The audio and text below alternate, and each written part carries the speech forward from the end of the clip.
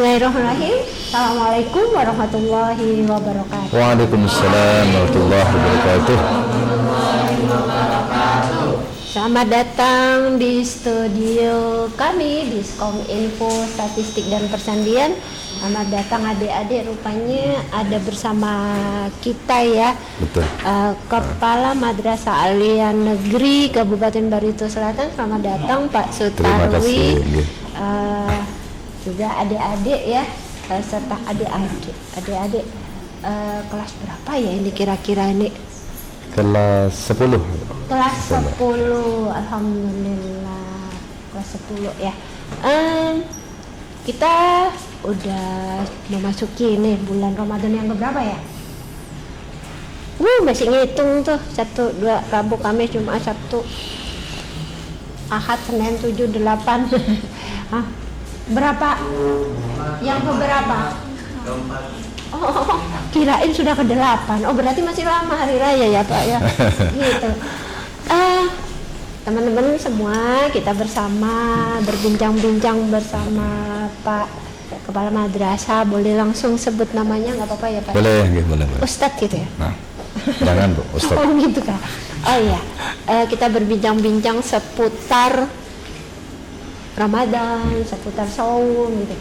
Ini insya Allah saum semua ya? Masa semua ya? Insya Allah. Alhamdulillah.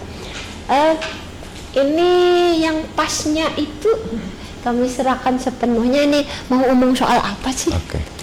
Iya. Baik, terima kasih. Assalamualaikum warahmatullahi wabarakatuh. Waalaikumsalam warahmatullahi wabarakatuh. Bismillahirrahmanirrahim. Alhamdulillahirabbil alamin wa bihi nasta'in ala umuri dunya waddin. Assalatu wassalamu ala sayyidina Muhammadin wa ala alihi wa ashabihi ajma'in. Ma ba'du. Puji syukur kehadirat Allah Subhanahu wa taala, pada hari ini kita masih diberikan kesehatan dan keafiatan. Alhamdulillah juga kita bisa menunaikan puasa hari ini, hari yang keempat insyaallah. Oh, kirain hari sudah keempat. ke-8. Masih jauh hari raya, masih jauh. Hari raya. Baru masuk ke hari keempat. Mudah-mudahan udah 5. Mudah-mudahan puasa kita hari ini sampai dan bulan ini tentu sampai. Amin. Dan satu harapan yang pasti harus kita tanamkan dalam hati kita, setiap kita masuk bulan Ramadan tentu berharap puasa kita bulan ini menjadi puasa yang terbaik sepanjang hidup kita. Nah, itu harus selalu kita tanamkan. Kita tidak tahu nih puasa kita yang sudah lalu apakah seperti apa, tapi harapan kita ke depan mudah-mudahan puasa ini menjadi puasa yang lebih baik dari tahun-tahun yang sudah kita lewati. Insya Allah. Yang kedua, salawat dan salam mari senantiasa kita sanjungkan ke junjungan kita Nabi Muhammad sallallahu alaihi wasallam. Umi, terima kasih telah memberikan atau memfasilitasi kami dari Barito Selatan beserta anak-anak untuk berbagi di bulan Ramadan. Berbagi di bulan Ramadan. Mungkin tidak berbagi makan karena mungkin belum waktunya makan, tetapi minimal mungkin nanti kita akan berbagi di rumah masing-masing. Berbagi ilmu atau berbagi pengetahuan sekilas Ramadan. Insya Allah nanti akan kita menyampaikan beberapa terkait dengan fikih puasa. Karena momennya kita memang di Ramadan, tentu momen pasnya adalah berbicara tentang puasa. Bagaimana puasa yang baik tentu harus kita pelajari.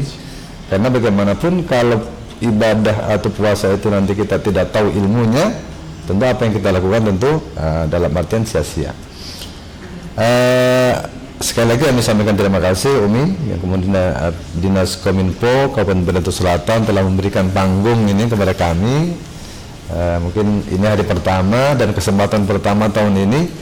Mudah-mudahan nanti ke depan bisa terjalin ya kerjasama yang lebih baik. Kelanjutan ya. Lanjutkan lagi kalau bisa nanti siapapun nanti yang mungkin berwenang di sini melanjutkan ini. Kalau Allah kasih umur, kesempatan dan amin mudah-mudahan. Kan di samping itu nanti mungkin kami juga akan menyelipkan nih promosi ini kan promosi. Bahwa kami akan melakukan penerimaan siswa baru dan sebagainya. Mungkin nanti ada waktunya. Baik, kembali ke tema kita hari ini, anak sekalian. Kita sudah di bulan Ramadan tahun ini, alhamdulillah tahun 1447 Hijriah. Nah, sekali lagi untuk menjalankan puasa yang baik tentu kita harus mengenal dulu ilmu puasa ini. Apa sih puasa itu? Nah, puasa itu adalah al-imsak anil muftirat min tulu'il fajri ila ghurubis syamsi. Jadi puasa itu adalah menahan diri dari hal-hal yang membatalkan puasa, min tulu'il fajri, dari terbitnya fajar sampai terbenamnya matahari, itu puasa. Terkait dengan kenapa kita puasa, tentu ini ada dasar hukum yang mesti kita pegang, yang mesti kita harus pahami. Dasar hukum puasa yaitu surah Al-Baqarah ayat 183, yang mungkin kita semua sudah sangat familiar dengan bunyi ayat itu. A'udzubillahi minasyaitonirrajim. Bismillahirrahmanirrahim. Ya ayyuhalladzina amanu kutiba alaikumussyam kama kutiba alal ladzina min qablikum la'allakum tattaqun. Jadi ayat ini adalah dasar kita melaksanakan puasa. Wahai orang-orang yang beriman, diwajibkan atas kalian berpuasa sebagaimana telah diwajibkan pada orang-orang sebelum kamu, agar kamu menjadi orang yang bertakwa. Umi dan anak sekalian yang berbahagia, terkait dengan menjalankan puasa ada hal-hal yang perlu kita pahami. Pertama, ada syarat dan rukun puasa. Nah, ini harus kita penuhi nih, supaya nanti bagaimana kita melaksanakan puasa itu benar-benar optimal. Nah, yang pertama, orang berpuasa itu perlu ada syaratnya. Ada berapa syarat puasa? Apa syarat? Ya, syarat berpuasa. Pertama, syarat puasa itu tentu harus muslim. Nah, muslim ya. Muslim artinya yang tidak muslim tidak wajib puasa. Nah, tentu wajib puasa. Yang kedua, baligh atau tamyiz, baligh. Yang ketiga, akil itu berakal. Tidak orang gila. Kemudian mukim. Tahu mukim? Mukim itu orang yang tinggal di suatu tempat, menetap gitu ya. Kalau kalian misalnya menempuh satu perjalanan jauh yang memenuhi syarat, maka saat itu kalian tidak mukim namanya. Kalian sedang musafir. Nah, kalian boleh tidak berpuasa saat itu ya. Jadi itu di antara syarat-syarat yang harus kita penuhi ketika kita akan berpuasa. Kemudian ada rukun. Nah, rukun ini yang menentukan wajib dan sah dan tidaknya puasa. Apa rukun puasa? Pertama ada niat. Apa niat puasa? Nawaitu shauma ghadin an adai fardhu syahri Ramadan hadisanati lillahi ta'ala. Itu niat harus kita ucapkan sebelum fajar. Nah, sebelum fajar. Biasanya kan kita sambil sholat tarawih, setelah sholat tarawih kita bersama-sama mengucapkan. Tapi paling terakhir kita mengucapkan waktu terakhirnya adalah sebelum fajar. Nah, sebelum fajar itu masih boleh. Nah, niat. Kalau kelewatan untuk sholat fardu, itu sudah tidak bernilai puasa namanya. Dan jadi niat sholat fardu itu harus diniatkan sebelum fajar. Berbeda kalau sholat sunnah Umi. Nah, sholat sunnah puasa. Iya. Berbeda dengan puasa sunnah. Kalau puasa sunnah itu misalnya begini, kita nih hari Kamis nih, malam tadi sahur nih masih kenyang. Oh, sekarang puasa. Nah, pagi kita langsung berniat ketika kita belum makan dari fajar sampai waktu kita berniat, itu boleh. Kalau puasa sunnah, tapi kalau puasa wajib mesti harus kita rencanakan niat itu, harus kita ucapkan niat itu sebelum fajar datang. Nah, yang kedua, rukun puasa itu adalah al-imsak anil muftirat, menahan hal-hal yang membatalkan puasa. Min tulu'il fajri ila ghurubis syamsi. Jadi menahan sesuatu atau hal yang membatalkan puasa dari terbitnya matahari sampai terbenamnya matahari. Kalau itu terpenuhi, insya Allah puasa kita akan sah secara fikihnya. dan hal-hal lain yang mungkin nanti berkenaan dengan bagaimana puasa kita berkualitas, puasa kita itu baik, ya itu mungkin ada hal-hal lainnya juga yang perlu kita pahami, yang perlu kita tahu supaya puasa kita makin berkualitas dan maksimal. Nah, itu sekilas terkait dengan puasa kita, mungkin hal-hal yang harus kita tahu terkait dengan bagaimana kita bisa melaksanakan puasa ini sebaik-baiknya. Begitu, Mi? Iya, adik-adik, tuh tadi ulasan tentang sekitar puasa belum syarat rukunnya tuh. Kayaknya perlu kalau boleh diulas lebih jauh lagi barangkali. Silakan, nih ada Ais, ada Ataya, ada Al tadi itu ya, ada Asna, ada Maya. Silakan deh, apa yang mau diiniin, mumpung ketemu kita bincang-bincang di sini. Ada ya, selain syarat rukun, boleh? Ada yang mau diiniin? Siapa yo? Siapa yo? Oh ya, silakan. Nur, salah. Hasna Fajriyah. Silakan Hasna. Bagaimana kalau saat makan sahur waktu imsak itu sudah berbunyi? Sahur? Sedang makan sahur tapi waktu imsak sudah berbunyi. Imsak sudah berbunyi. Berarti itu tuh lagi Oke tuh ya. Okay. Tanda imsak sudah sampai gitu. Nah, gimana tuh? Baik, imsak alhamdulillah di Indonesia ini terutama pada pelaksanaan ibadah puasa itu diatur sedemikian rupa ya. Sampai imsak pun diberi tanda. Kemungkinan ini tidak kita temukan di negara lain. Masya Allah, Ya, jadi ternyata imsak adanya di imsak, Indonesia. jadi ada tanda imsak dengan sirine itu mungkin hanya di Indonesia. Kalau tidak salah sering saya dengar seperti itu nih. Ya, mungkin pembicaraan orang-orang sering tinggal di luar negeri. Nah, bagaimana kalau kita makan sahur kemudian ketika suara bunyi sirine dan imsak itu kita masih belum selesai nih. Nah, jadi sebenarnya yang perlu kita paling enak tuh yang yang terakhir itu yang mungkin apalagi agak tergesa-gesa kan ini yang enak iya. itu. Nah, perlu kita pahami bahwa batas waktu imsak itu sebenarnya adalah waktu jeda ya, jeda.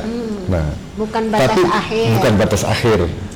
Jadi kalau kita misalnya makan kemudian suara sirine imsak bunyi, dilanjutkan saja karena batas untuk tidak boleh makan lagi itu ketika subuh. Nah, tadi saya katakan min tulu'il fajri. Jadi munculnya fajar. Munculnya fajar itu ditandai dengan datangnya waktu subuh. Jadi kalau imsak itu kan belum masuk waktu subuh. Jadi boleh masih makan atau menghabiskan makan atau bahkan mulai makan masih boleh selama masih belum waktu masuk waktu subuh. Rasanya antara imsak sama subuh itu berapa menit? Ya, jadi kalau dulu Nabi itu menggambarkan antara waktu imsak dengan waktu subuh itu sekiranya bacaan ayat sekitar 50 ayat. 50 ayat. Sepiring cukup. Mungkin bagi orang yang sudah lancar bacaannya mungkin ya sekitar 10 menit lah, 50 ayat gitu kan. Nah, jadi 10 menit ada 1 jam. Ya, kalau mungkin bacanya masih lambat mungkin bisa lebih dari 10 menit. Cuma perkiraan seperti itu. Jadi kalau adik-adik misalnya makan sudah bunyi sirine, dilanjutkan saja. Apalagi tanggung nih, habis makan masih lidah masih terasa enak, tanggung lagi, habiskan saja. Sampai nanti terbitnya waktu subuh azan. Kalau sudah azan, ya sudah berhenti, jangan lagi makan lagi gitu ya. Jadi itu ya Hasna. Jadi kalau nanti Hasna pas subuh, pas sahur makan kemudian ada sirine, lanjutkan saja. Artinya itu masih ada waktu untuk sahur, ya, untuk sahur sampai nanti azan subuh datang. Tapi jangan juga sampai azan subuh kalau masih makan, jangan. Minimal mungkin ketika sirine berbunyi itu masih boleh untuk makan. Ya, kira-kira begitu. Masih bisa lanjut, masih ada sepotong telur dadar. Ya. Gitu. Kadang kita itu masih di dalam masih ngulum gitu ya. Sebetulnya itu pengaturan kita aja sih. Oh, kira-kira nih kita kita semua punya waktu, kita punya jam dinding gitu ya, kurang 5 menit. Terus biasanya di Bisa masjid, kita atur, iya, ya. biasanya di masjid itu juga gitu, waktu. Ya, selalu diingatkan sebenarnya, kita kan selalu diingatkan waktu tinggal 5 menit lagi gitu Ya, kan. 5 menit itu masih 1 mangkok. Aduh ya Allah. Itu ya tentang apa tadi itu tuh? Tentang batas waktu berarti. Imsak, menahan diri dari mulai fajar sampai terbenam matahari gitu ya. Itulah puasa. Ada yang masih perlu didiskusikan? Siapa ya? Oh, Ataya, silakan Ataya. Apakah berenang bisa membatalkan puasa? Berenang sambil minum. Berenang ya. Berenang itu. Tapi berenang sambil minum, seger tuh, aduh. Jadi sesuatu yang sangat terbayang enak ya, ini ya, enak ya. Apalagi siang, Apalagi siang, misalnya di tengah hari seperti ini, kalau cebur. Iya, habis sholat duhur itu Nah, pas. pokoknya ini mungkin pengalaman kecil-kecil juga ada, dulu berwudu sambil minum, kan itu kan pengalaman itu ada itu. Nah sebenarnya kalau ditanya berenang itu membatalkan wudu, semua tidak. Berenang itu tidak membatalkan puasa, kecuali berenang sambil minum. Nah itu baru batal. Minumnya sengaja lagi kan. Kalau misalnya kita, tapi kalau kita berenang kemudian ya nggak terminum karena kan memang berenang. Jadi kadang mungkin secara tidak sadar air itu ya masuk. Menyelam sambil minum air. Ya, jadi sebenarnya ya tidak membatalkan puasa, hanya saja ketika kita berpuasa maka kita perlu berhati-hati dalam melakukan sesuatu. Terutama misalnya salah satunya adalah berenang. Kalau berenang ini memungkinkan kita terminum, terasa, terjilat, pokoknya apa air itu masuk ke rongga kita, ya hindari berenang karena itu mengakibatkan kemungkinan akan batal puasa kita. Nanti sengaja atau tidak sengaja kita mungkin merasa, oh saya minum tidak sengaja ya, tapi kita sengaja berenang. Nah jadi kan kita sudah membuka peluang air akan masuk dalam tubuh kita, walaupun kita nggak sengaja nih minum masuk, tapi sengaja renang itu sama sebenarnya, sama. Jadi kalau bisa walaupun berenang itu tidak membatalkan puasa, tetapi hindari karena berpotensi akan ketelan sangat, pokoknya mungkin sangat rentan untuk air itu bisa masuk ke dalam mulut kita. Lebih Jadi baik menjaga. lebih menjaga ya. Tidak membatalkan puasa sebenarnya, tapi memungkinkan untuk bisa terminum. Terminumnya tidak sengaja, tapi karena kita sengaja berenang, nah jadi otomatis ya mungkin akan seperti sengaja jadinya, sengaja mencari kesempatan berenang lalu sambil minum kan gitu. Jadi lebih baik dihindari kalau nanti pas kita puasa, apalagi tengah hari seperti ini misalnya seger banget. Kita menyelam itu dihindari supaya kita menghindari hal-hal yang mungkin batal puasa kita. Seperti itu. Ya. Sebetulnya olahraga juga boleh-boleh aja ya. Boleh. Tapi olahraganya juga pas olahraganya berat, lari, habis itu pengen minum, lari-lari. Kalau seperti lari itu kan mengundang dahaga kita ya. Akhirnya kita mengundang dahaga kita. Olahraga jalan kaki santai, juga nggak apa-apa sih ya. Sebenarnya bagus saja asal tidak tadi membuat kita secara tidak sengaja akan membuat puasa kita mungkin akan meragukan jadinya ini. Meragukan. Akhirnya membatalkan puasanya. Yang kita takutkan itu adalah akhirnya batal puasa gitu ya. Asalnya tadi sebelum berenang kan kering nih kerongkongan. Setelah naik, kok enak nih, seger nih kerongkongan nih. Nah ini kan mungkin kita menikmati ketidaksengajaan tadi ya gitu ya. Nah itu yang dihindari ya. Jadi diusahakan dihindari ketika kita berpuasa untuk berenang kan gitu. Ya, Ataya, makasih Ataya. Ada lagi? Oh iya, silakan Galih ya. Sultan ya, Sultan. Ini ketua OSIS kami, Bu. Oh, alhamdulillah. Iya, silakan. Assalamualaikum warahmatullahi wabarakatuh. Waalaikumsalam warahmatullahi wabarakatuh. Baik, izin bertanya Pak. Nah, tadi kan disampaikan bahwa syarat wajib untuk berpuasa itu menetap Ya. artinya tidak dalam keadaan Ya. musafir. Nah, bagaimana jika pertanyaan saya, jika seorang musafir itu tetap memutuskan untuk berpuasa selama perjalanannya? Ya, Nah, oke. apa saja syarat dia boleh berbuka di perjalanan tersebut, Pak? Baik. Dua. Luar biasa pertanyaannya Umi ya. Iya, Luar biasa. jalan-jalan jauh, musafir gitu. Tapi kuat aja. Ya. Iya. Ya. Gimana tuh? Baik. Berbuka puasa saat musafir itu kan sebenarnya sebuah rukhsah ya. Artinya keringanan. Hal yang diberikan untuk meringankan kita supaya dalam perjalanan itu tidak terlalu berat. Ketika kita diberikan keringanan tapi kita tahan saja nih, yaitu Iya, iya. lebih bagus sebenarnya, bagus saja. Mobilnya pakai AC. Ya kan, fasilitas kita nyaman di mobil, Iya. mobilnya AC, kita tidak tampak lelah, gitu kan, bisa beristirahat, Iya. kan? Naik tangganya pakai lift. Ya itu kan, jadi sebenarnya tidak ada hal-hal yang melelahkan dalam perjalanan Ada itu. ini ya. Ya, kalau itu bisa lanjut puasa kita, ya bagus saja, baik gitu ya.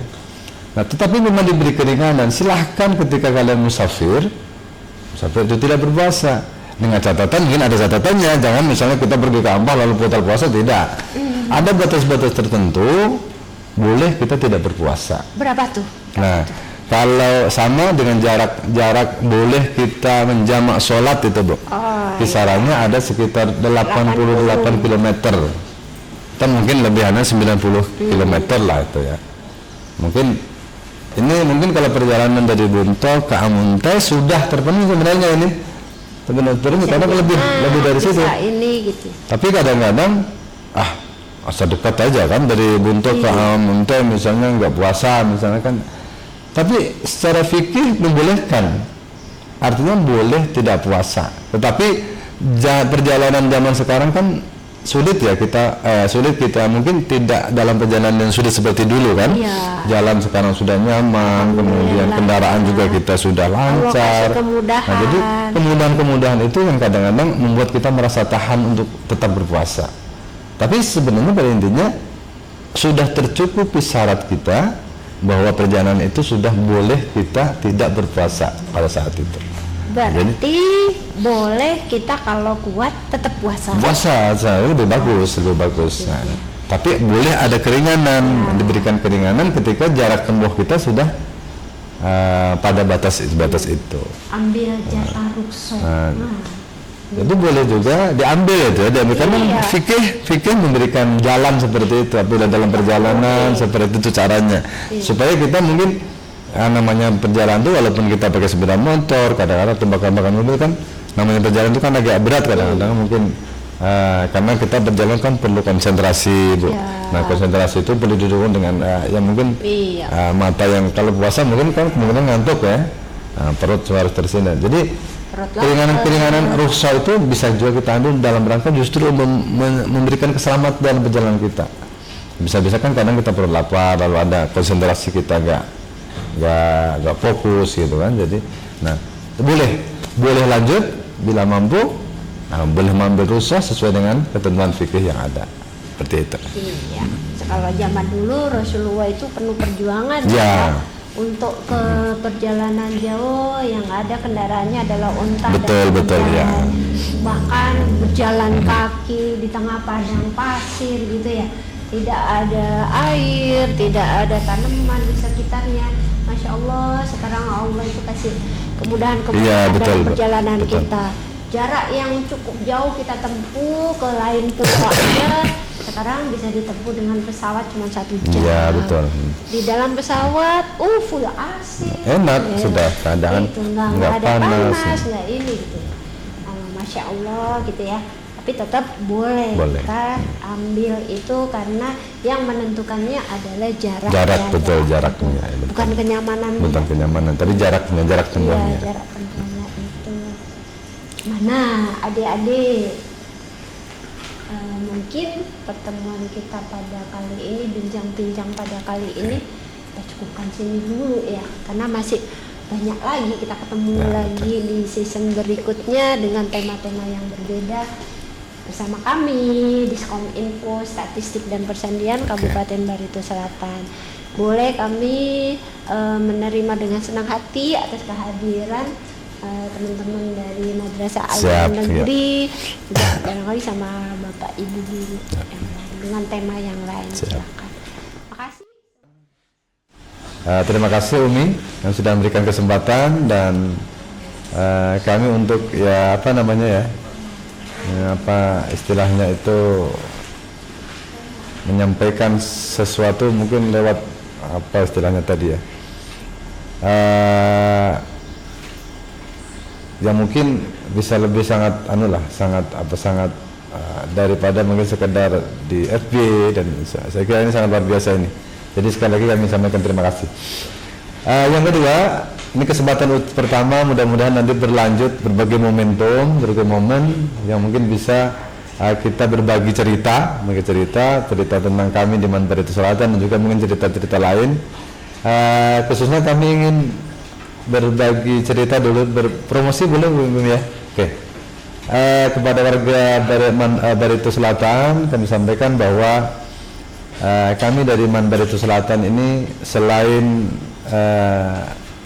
adalah lembaga pendidikan yang mengajarkan banyak ilmu agama, kami juga mempunyai program keterampilan, keterampilan yang mudah-mudahan ini bisa memberikan nilai plus, nilai tambah bagi peserta didik kami. Selain ilmu agama, ilmu umum yang mereka dapatkan, juga ada keterampilan, keterampilan yang mereka bisa dapat ilmunya di sana, bisa tuntut.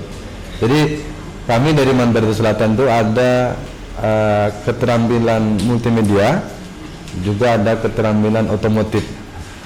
Jadi ini sudah tahun keempat kalau tidak salah PKL, atau salah satunya beberapa peserta di Diskominfo ini. Dan kami sudah juga meluluskan alumni beberapa kali, tiga kali, sehingga dan banyak sudah siswa-siswa kami yang lulusan dari keterampilan baik multimedia maupun di otomotif ini sudah direkrut untuk bekerja di sebuah sebenarnya kayak dealer Honda dan sebagainya.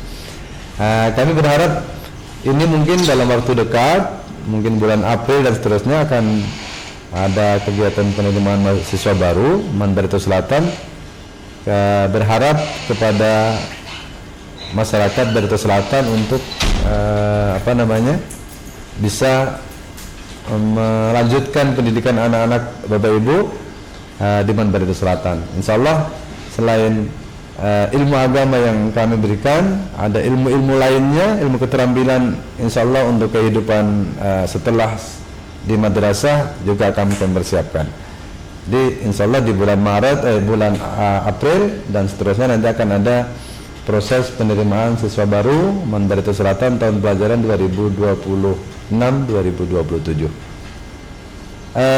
Sekali lagi kami harap Dinas Kominfo Kabupaten Barito Selatan, terima kasih kami sampaikan, dan mudah-mudahan kerjasama ini berlanjut nanti Umi, berlanjut dalam momen-momen tertentu untuk bisa saling berbagi cerita dan hal-hal lain yang mungkin bisa memberikan manfaat bagi kami di Man Barito Selatan juga masyarakat Barito Selatan.